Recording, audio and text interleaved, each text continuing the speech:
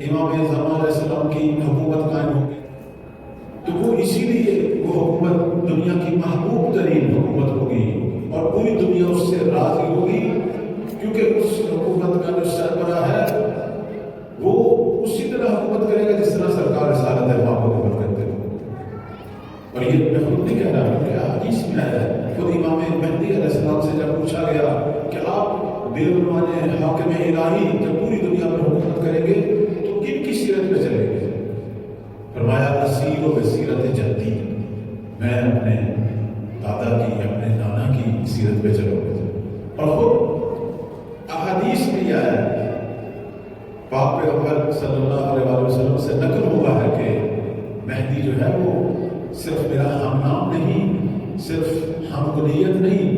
सिर्फ शक्ल शमाइल में मुझ जैसा नहीं, बल्कि अपनी सीरत में भी मैं मोहम्मद जैसा।